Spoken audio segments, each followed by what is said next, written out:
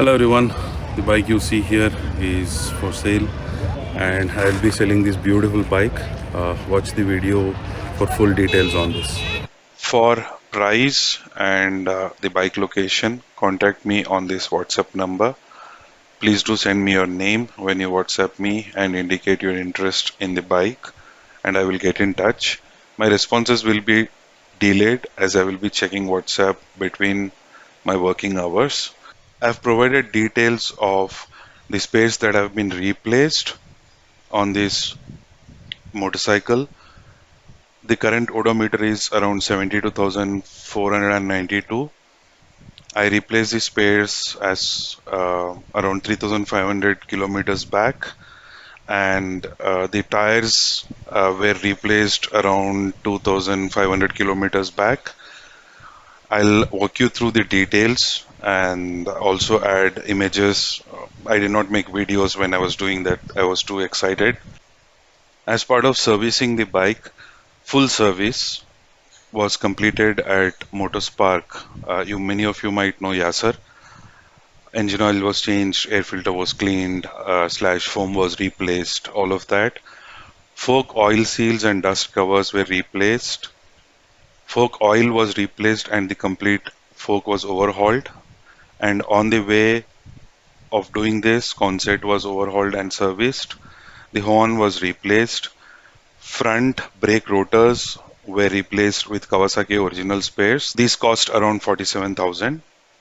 Front and back brake pads were replaced and brake system was overhauled, including oil change, air bubble removal and all that. Chain sprocket kit from RK chain sprockets was installed. Spark plugs from NGK Iridium variant. Sprocket bearing, wheel bearing, throttle body was cleaned and synced. Plastic rubber care was applied. And battery was replaced with Excite Explorer XLT Z9.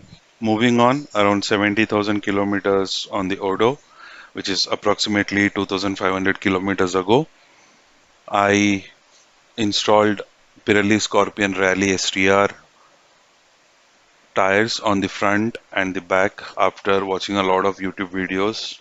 I did not want to ride on super slick street tires and I wanted tires which will serve both touring and city riding purposes. The tire air filling valves have been replaced with the ones from RE Super Meteor, as the previous ones were very old. Probably they came with the bike and were prone to leaking. The rear brake lever was replaced as the previous one was bent out of shape. The rear brake pump was replaced as it was weak. The mirrors have been replaced with the stock ones. Gel seat foam installed to make the ride more comfortable, and also the foam on the original seat was very old. This has been done without impacting the original shape, and a new non-slip seat cover was installed. Next, the accessories installed on the bike, mainly electrical accessories, all have been installed by ensuring that the original wiring is not tampered with. You can think of it as a parallel wiring with switches for each individual component and relays. The previous owner has installed this and he's done an excellent job. You can just disconnect the entire wiring, the modified wiring, and just plug in the stock wiring and everything will work as it is, apart from the electrical accessories. This bike has HID projector lamp setup in the original format and not, extra add-on. So as you see, it fits right on. It has a cigarette lighter type charging port with a separate switch, dual USB charging port with a separate switch. Fog light wires are installed. The fog lights have been removed. I do not use them. I do not want extra challans, and the projector HID setup works well for me on the highways. It has a separate switch as well. There is a custom built top rack with up to 16 kg payload tested by me and also the previous owner. This was built by Lakshmi Bike Service, LBS. It has a large top box with internal padding which is lockable. It has performance Barnett clutch springs installed. Clutch pull is harder, but it makes the clutch life longer and provides excellent feel while engaging and disengaging the clutch. The side rack you see here will be removed before I hand over the bike. I need them for another bike. There are a lot of accessories that will be given away with the bike. These are one new regulator rectifier unit sourced from Singapore. I overheard in some of the forums that in peak traffic, the rectifier might fail sometimes due to the high heat from the engine or from not enough voltage coming from the battery or the electrical system. I basically panicked and bought this when I went to Singapore. The rectifier has not failed, so the new one is as a spare. The cost mentioned in the PDF you might see is not for individual components. I'm not selling individual components.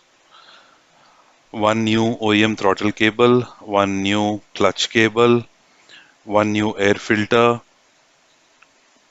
one new set of handlebar risers, which again I sourced from Singapore, one new front footrest rubber because one of the footrest rubbers is severely degraded, one new set of 4 pieces front disc pads from Nikavi brand, one new engine oil drain bolt with washer.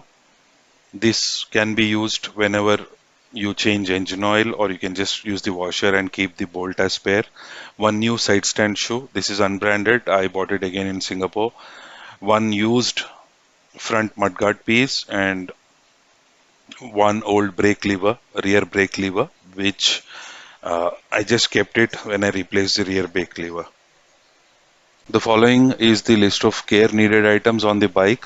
The fuel level indicator does not work. It has been that way, and the fuel light, however, blinks, or the fuel indicator on the meter console blinks when it goes into reserve. So what I do is I don't wait it for blinking.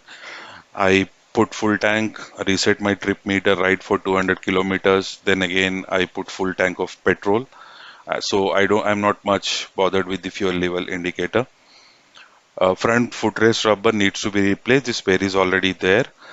The bike has run close to 3,600 kilometers overall in the last year up to now. So I'll be changing engine oil before I hand off the bike to the new owner.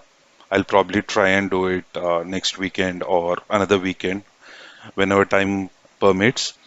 The rear shock absorber preload is set high because of my weight. I weigh close to 110 kilos.